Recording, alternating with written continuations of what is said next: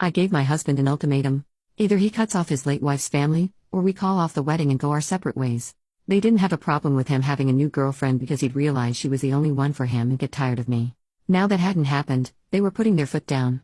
The youngest told him to tell me that they were right and that he'd never love anyone like his late wife. My fiancé broke down at the table. I picked him up and made us leave. I told them I'd be filing a report and suing for damages, and the next time they saw us would be in court. When we got back and calmed down, I gave him an ultimatum. Either he cuts contact or we call off the wedding and go our separate ways. I wasn't going to live my life with this harassment and someday subject my children to their bullying. He said they would never bully a child, but I shot him down and said he didn't expect any of this either. He called their father, who was fairly chill about it all but still defending his daughters. They say I shouldn't control him and that I'm horrible for cutting them off. I don't know what to do.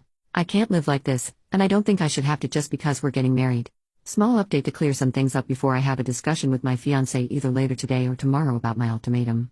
I didn't sleep at all yesterday or the night before, for obvious reasons. There's a ding on my phone at least once an hour from them saying one thing or another, mainly the 19-year-old, and I don't know what they've told people, but I've got a message from one of their uncles and grandparents calling me horrible stuff too. So obviously they've been spreading what's happened this week and twisting it. I haven't blocked them because I want to gain as much evidence as I can for the inevitable case. Regardless of any outcome with my fiancé, I will be suing and filing a criminal case for harassment and vandalism and looking for a restraining order. I just haven't had the mental fortitude to do so yet. I'm hoping my fiancé will help me. I haven't spoken to my fiancé since the argument at the table, other than to tell him they go or I do.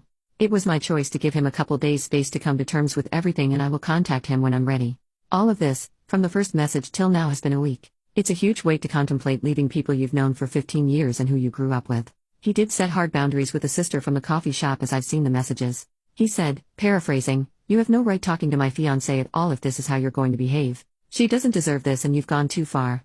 Why are you being like this?" And she responded with more name-calling and back and forth. He ended by saying not to message me again and to make sure everyone else does the same. I was happy with that.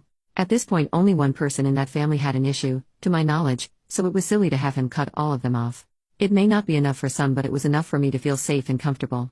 For those saying he needs therapy and counseling, he's already getting it. He's been getting it since before we even started dating after an incident at work. I don't know about any of their family though. The first time I had a conversation with any of them was that night. Some people are wondering what his late wife died of, and it was a botched weight loss surgery where she died of sepsis.